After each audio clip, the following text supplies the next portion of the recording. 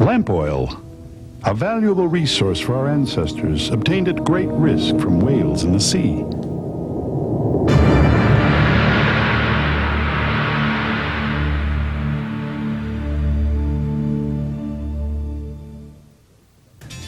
In 1859, though, Edwin Drake and others like him drilled holes in the ground for rock oil or petroleum.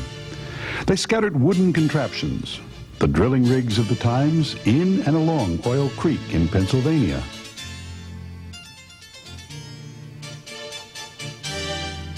Around the turn of the century, oilmen looked to the ocean. They built piers from a California beach to support derricks and drilled wells into the sea floor.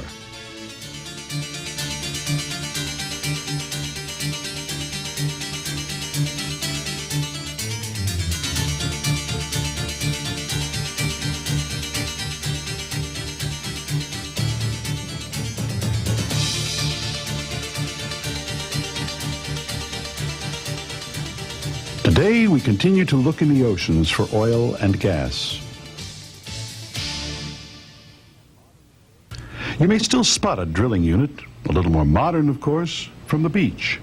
But most offshore work is not apparent, for oil and gas lie buried in layers of rock that are often many miles from the shore.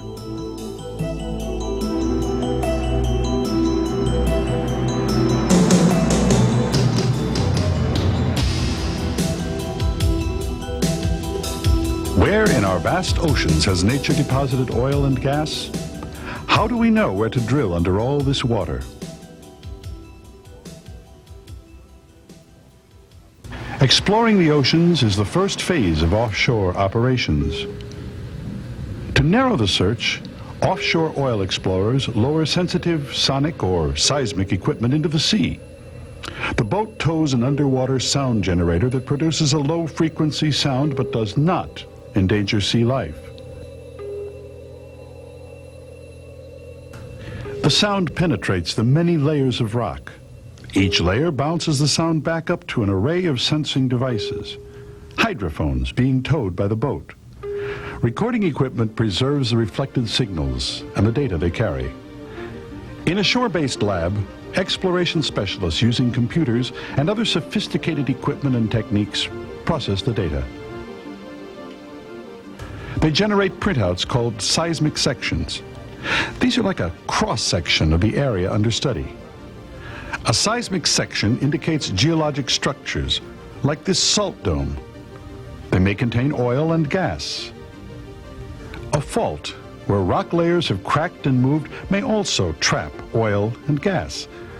Faults and salt domes are only two of many kinds of structures that are promising. Because seismic sections do not directly reveal the presence of oil or gas, an oil company hires a mobile offshore drilling unit, or MODU for short.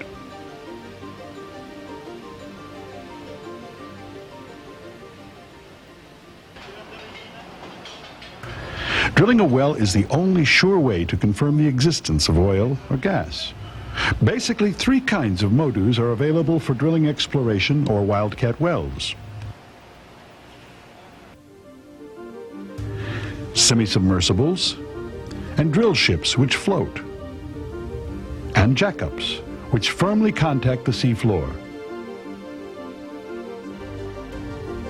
A semi-submersible, or semi for short, has submersible hulls attached to the deck with vertical columns. The crew floods the hulls at the drilling site so the rig sits partially submerged, giving a very stable drilling platform. Even so, a semi's deck does move with wave action. For when drilling, no part of any floater, except maybe for mooring anchors, contacts the ocean floor. Floaters can therefore drill in very deep water, say 5,000 feet or more. Because a semi floats, it requires special equipment to compensate for movements. A motion compensator keeps the bit in firm contact with the bottom of the hole, even as the wave action moves the rig up and down.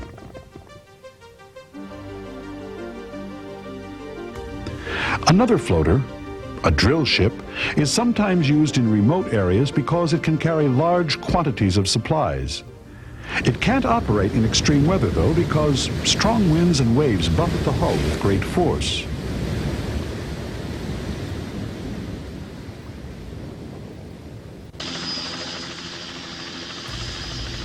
Most jackups have 3 legs and a barge hull. A jackup is a bottom-supported rig. That is, it doesn't float while drilling. It does float, however, when being moved to a drilling site. Tugs tow a jackup with its hull floating and its legs extended all the way up and out of the water. At the drill site, the crew jacks the legs down to the sea floor. Then they jack up the barge hull above the water's surface, out of the way of waves. The legs firmly contact the sea floor during drilling. In waters not over 300 feet or so deep, a jackup may be the best choice because it doesn't move with wind or waves.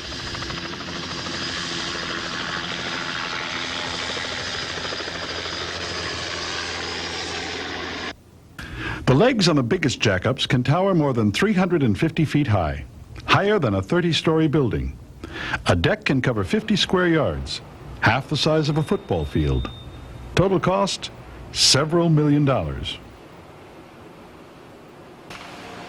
In general, a crew of 5 works on the rig floor to manipulate the tools and equipment required to drill an exploratory hole.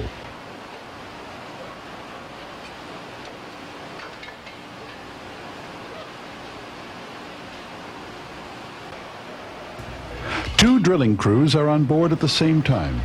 One works a 12-hour shift while the other is off, catching sack time or enjoying the rig's recreational facilities.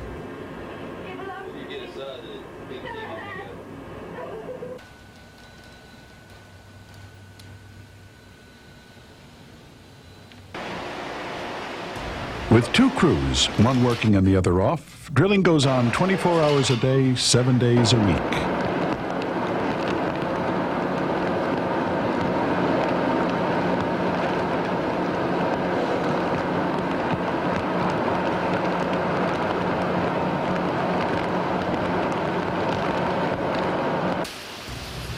Support personnel, like the catering crew, roustabouts, and service and supply personnel are also present.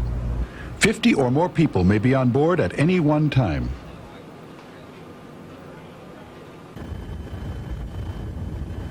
A jackup or other MODU is like a steel island. All supplies come to the rig from a shore base that may be 100 or more miles away. The rig generates its own electricity, but the company must ship, tow, or fly practically everything else to the rig. The drilling crew's main concern is to drill a hole, most likely thousands of feet deep, to the rock formation in which the oil company thinks oil and gas exist. Their first job is to provide a conduit from the hull to the ocean floor. In this case, they join several lengths of large diameter pipe or casing and lower it to the seafloor.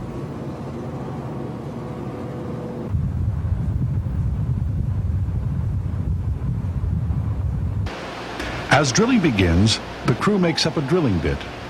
They install it on drill pipe and lower it through the casing. When the bit reaches bottom, they turn or rotate the pipe and bit to drill, or, as they say on the rig, to make hole. At a prescribed depth, usually no more than 1,000 feet or so, they stop drilling, run another string of casing into the drilled hole, and cement it in place. Cemented casing lines the hole to stabilize it. It also protects underground formations. After running and cementing the first string of casing, the crew installs or nipples up a large stack of valves, the blowout preventer stack. If the hole encounters high underground pressures, the crew can close the blowout preventers to keep fluids from flowing uncontrolled to the surface. With the blowout preventers, or BOPs, nippled up, drilling resumes until it's time to case the hole again. This process of drilling and running casing continues until the hole reaches target depth. On the way to the target, however, several bits will dull. When a bit wears out, the crew pulls all the pipe from the hole.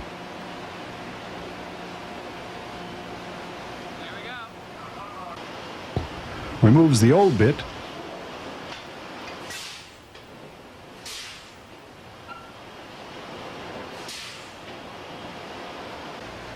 and runs a new bit into the hole. They make many such round trips as drilling goes on, day and night, 7 days a week. After several weeks, or even months, the hole reaches target depth. To find out whether the formation really contains enough oil or gas to make it worthwhile, the company orders tests on the formation. This process is called logging. Logging senses critical properties of the formations of interest. It transmits these data to sophisticated surface instrumentation. This equipment analyzes the data and prints out a log. Company personnel interpret these logs to determine if the formation contains a producible quantity of oil and gas. The search for petroleum is a high-risk business. On average, for every 7 wildcat wells drilled, 6 are dry. Offshore, the odds run about 500 to 1 against finding a major new source of oil or gas. If, however, a company finds large quantities of oil or gas, it will probably install a permanent offshore platform. Such large structures are necessary to produce a major find. Producing a formation is the second phase of offshore operations.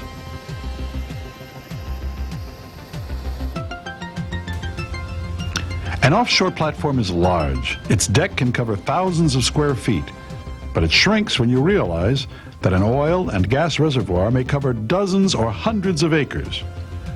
One type of platform rests on a steel jacket, a tall tower with crisscrossing steel members.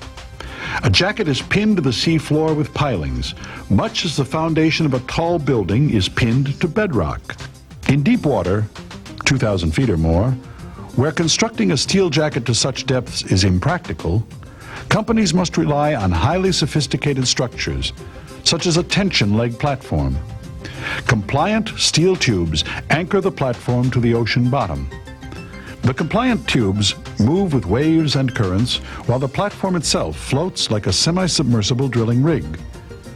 Whether it's a compliant or jacket platform, nothing that might contaminate the sea is allowed overboard. Sewage plants treat human waste. The company transports garbage and hazardous materials back to shore for proper disposal.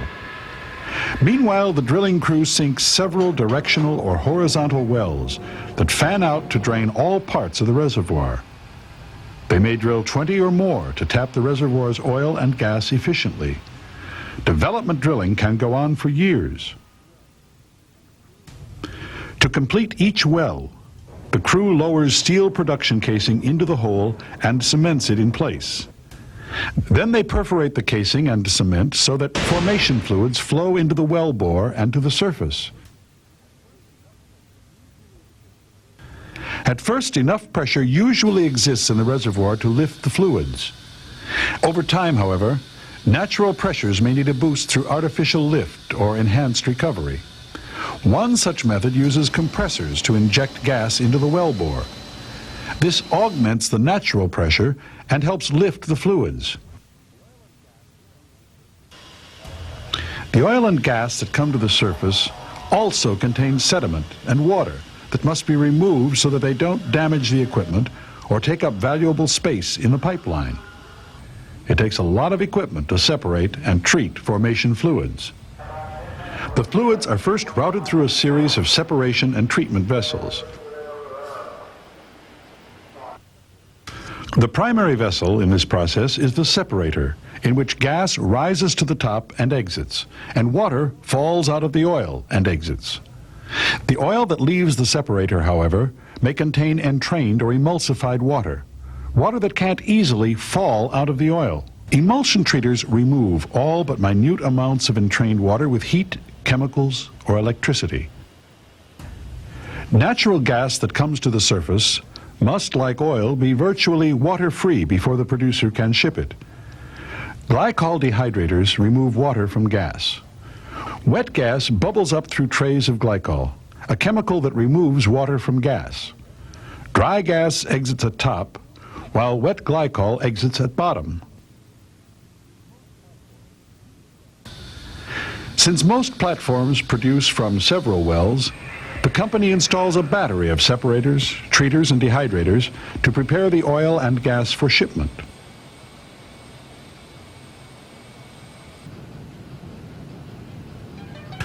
Transportation. The The third phase of offshore operations begins on the platform. Pumps inject oil into pipelines or tanker ships. Compressors inject gas into high-pressure pipelines. Sometimes tanker ships transport oil from platforms or other production facilities to ports around the world.